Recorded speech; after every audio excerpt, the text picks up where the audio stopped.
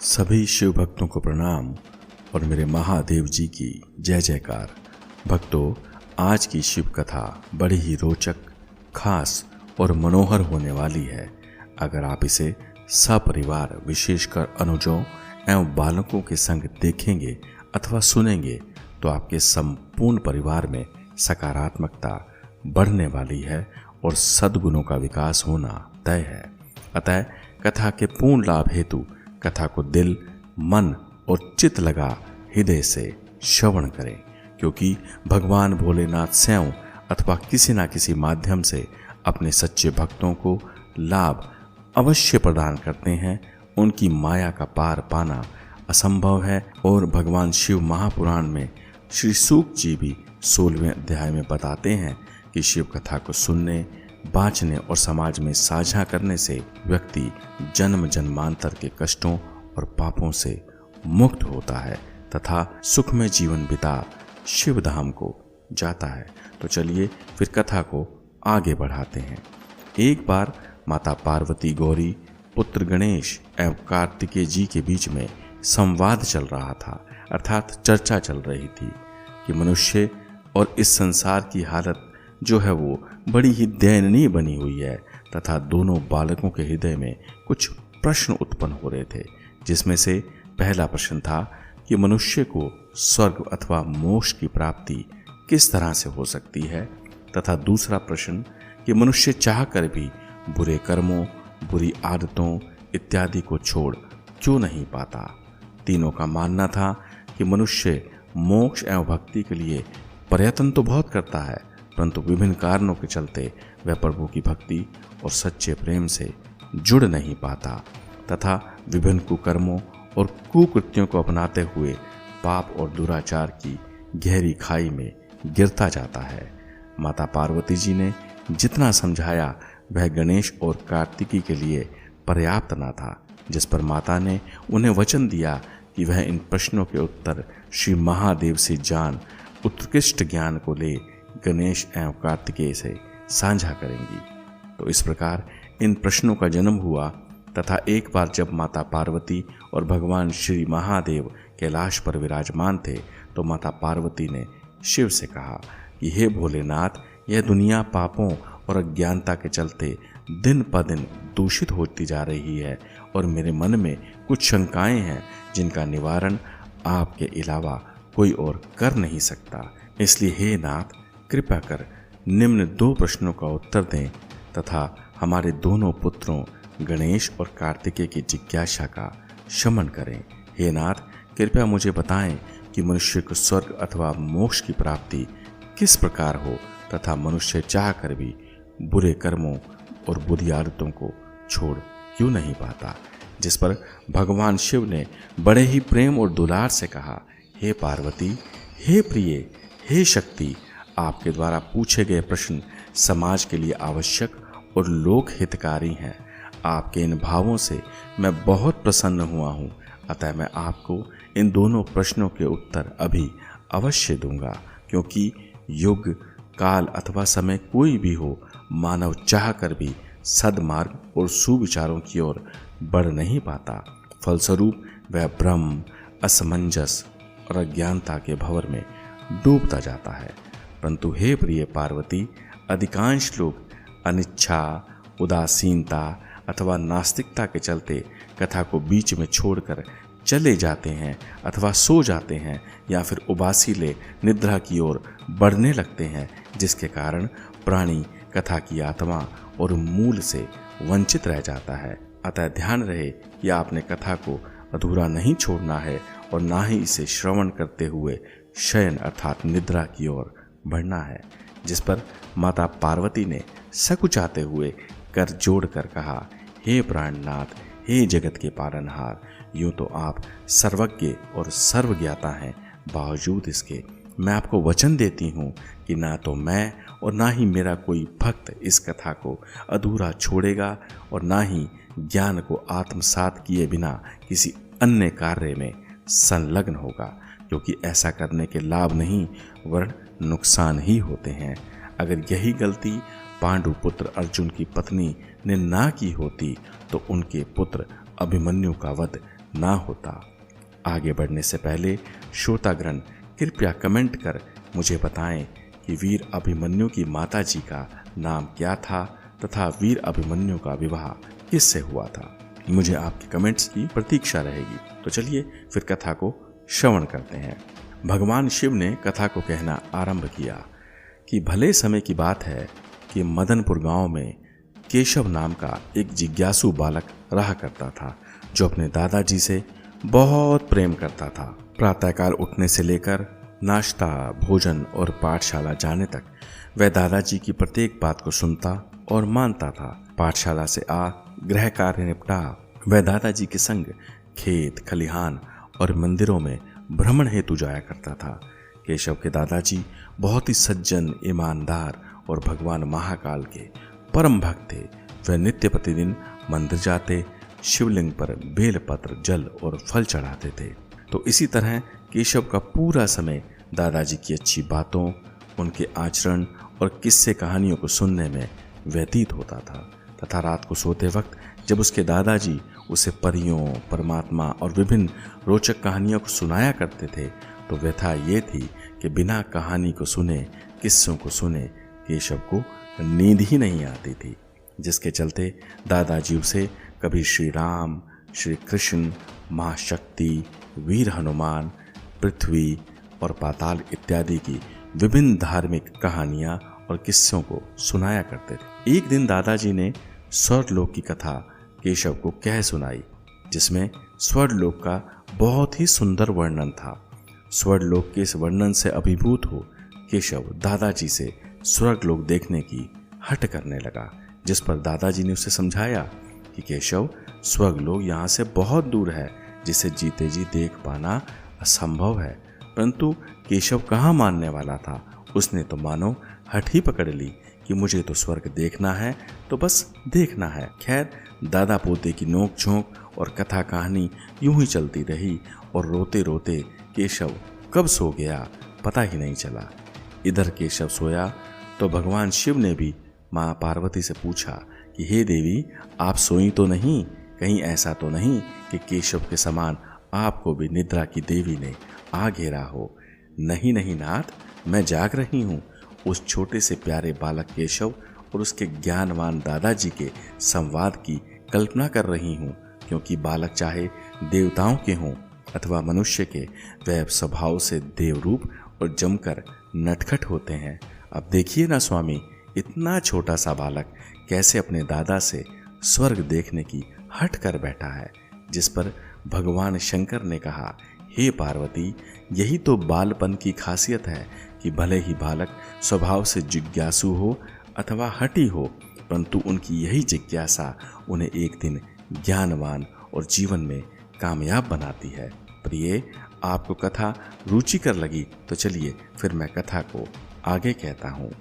हे गोरा, हे प्रिय, सुनिए। केशव ने स्वप्न में देखा कि एक जटाधारी बाबा, जिनका मुख तेजपूर्ण और रूप विराट था, केशव को समझा रहे थे कि बेटा केशव, स्वर्ग देखने के लिए संचित पूंजी की आवश्यकता होती है। इसे बिना पूंजी के देख पाना असंभव है। ठीक उसी तरह जैसे तुम मेले में तमाशा और नौटंकी को देखने हेतु शुल्क देते हो ना, उसी तरह स्वर्ग दर्शन हेतु भी शुल्क देना पड़ता है।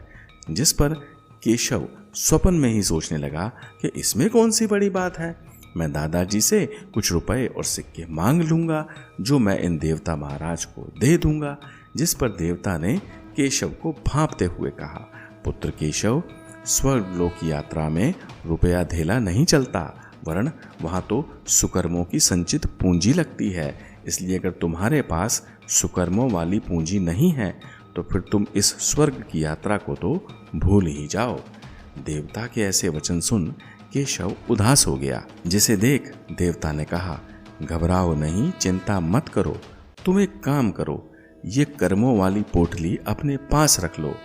आज के बाद तुम जब भी कोई नेक कर्म करोगे अथवा कार्य करोगे तो इस पोटली में सुकर्मों की गिन्नियां अर्थात पैसे जुड़ने लगेंगे, और जब भी तुम कुछ गलत एवं धर्म विरुद्ध करोगे तो इसमें से गिन्नियां घटने लगेंगी और जिस दिन यह पोटली पूरी तरह से भर जाएगी तुम इन्हें भुनाकर स्वर्गलोक के दर्शन कर सकते हो। और इतना कहकर देवता वहां से अंतर्ध्यान हो गए। सुबह उठने पर केशव ने पाया कि तकिए के नीचे हूबहू कर्मों वाली पोटली पड़ी हुई है, जिसे देख वह बहुत प्रसन्न हुआ। उसने पोटली को अपनी अंटी में बांध लिया और नित्य नेम कर पाठशाला जाने लगा।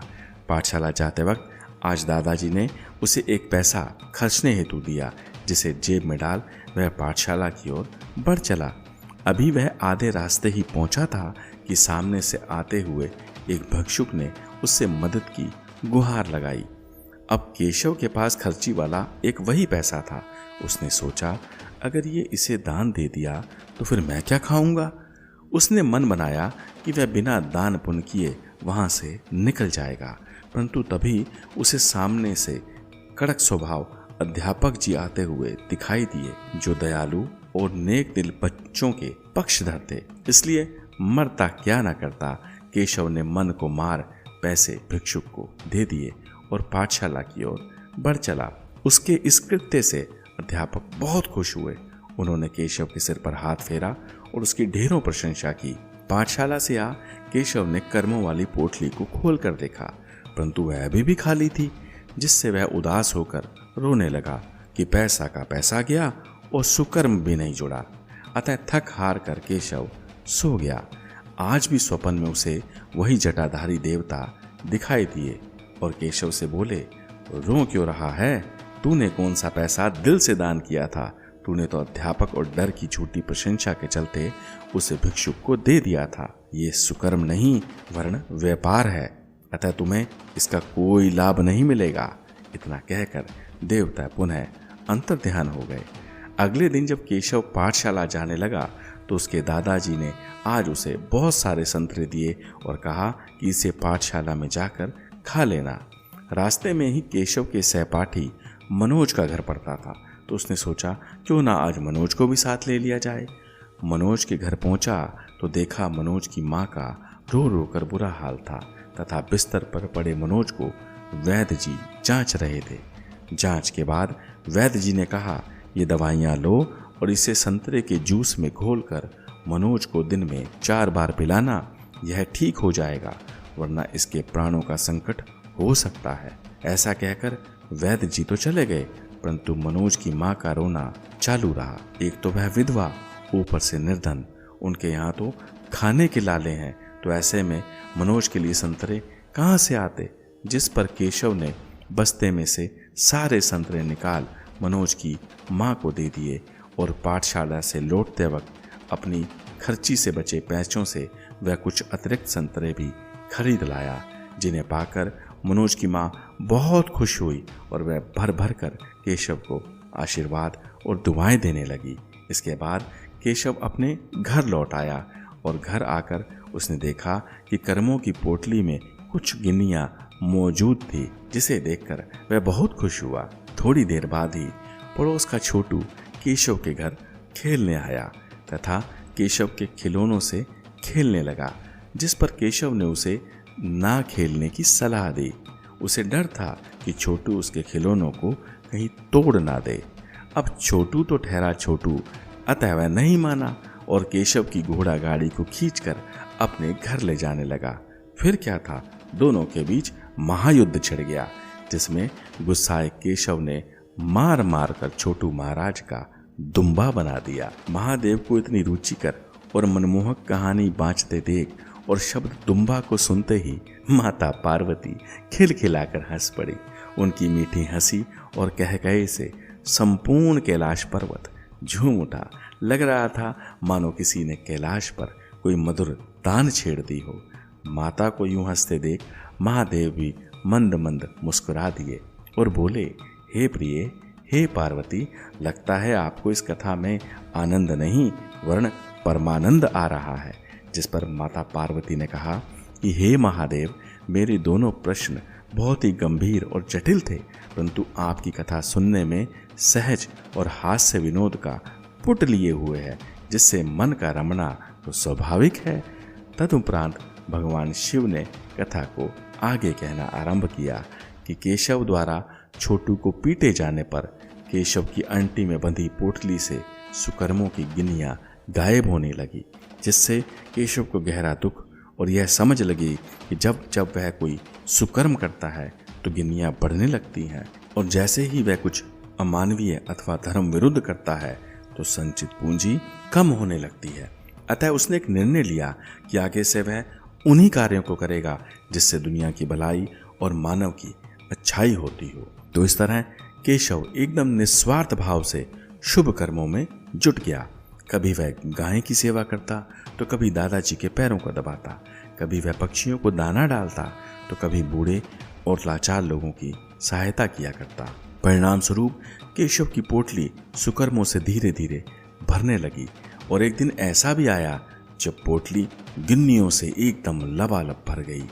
उस दिन ना जाने क्या सोचते सोचते केशव पोटली को सीने से लगाए बगीचे तक जा पहुंचा। देखा तो वहां दूर वृक्ष के नीचे एक साधु महाराज रो रहे थे। केशव दौड़कर वहां पहुंचा और साधु से पूछा कि आप रो क्यों रहे हैं, जिस पर साधु ने केशव की ओर देखते हुए कहा, क्या बताऊं बेटा, मैं ठहरा निर्धन लाचार साधु, बढ़ती उम्र के चलते मुझे कम दिखाई पड़ता है। आज गंगा जी में स्नान करते वक्त मेरे सुकर्मों की पोटली, जो देखने में हूबहू बिल्कुल तुम्हारी इस पोटली की तरह ही लगती थी, गंगा जी में गिरकर डूब गई। बताओ अब मैं क्या करूं? मैंने वर्षों की गहरी तपस्या और कठिनाइयों से उस पोटली को भरा था, परंतु वह तो पानी में बह गई। राम जाने अब मेरा क्या होगा। जिस पर केशव ने साधु के आंसुओं को पोंछा और कहा, बाबा जी, इसमें रोने वाली क्या बात है? आप चाहें तो मेरी पोटली ले सकते हैं। केशव के इस प्रस्ताव से साधु हैरान और भावुक हो उठा और उसने कहा, बेटा, तुम अभी बहुत छोटे हो, इस पोटली के मूल्य को नहीं जानते, और ना जाने तुमने कितना जतन कर कष्टों को सह पोटली को भरा होगा। अगर तुम इस पोटली को मुझे दे दोगे तो क्या तुम्हें कष्ट ना होगा? जिस पर केशव ने दृढ़तापूर्वक कहा, बाबा, मैं नहीं जानता कि आप कौन हैं, कहाँ से आए हैं, परंतु इतना तो अवश्य समझता हूँ कि आपकी आयु मेरे से 10 गुना अधिक है, और जैसा कि मेरे दादाजी मुझे सिखाते और समझाते हैं कि इंसान जितनी जल्दी सुकर्मों और शिव भक्ति की ओर लगेगा, उतनी ही जल्दी उसका जीवन और सुकर्मों की पूंजी बढ़ने लगेगी। अर्थात इंसान चाहे तो अच्छे कर्म करके एक नहीं बल्कि 100 पोटलियों को बना सकता है, तैयार कर सकता है, इकट्ठा कर सकता है। इसलिए बाबा जी, आप चिंता ना करें, मैं तो अभी बालक हूँ। शिव ने चाहा तो मैं ऐसी अनेकों पोटलियाँ दोबारा बना लूँगा। अतः आप तिल भर भी संशय ना करें और मेरी पोटली को ले प्रभु का भजन करें। साधु ने केशव के हाथ से डिबिया लेकर आशीष स्वरूप उसके सिर पर हाथ रख दिया। बाबा ने हाथ क्या रखा, मानो केशव का तो 10वां द्वार खुल गया हो। अब तक केशव की आंखें बंद हो चुकी थी और बंद आंखों के भीतर केशव को वही स्वर्ग दिखाई देने लगा था जैसा उसके दादाजी ने कहानी में वर्णन किया था।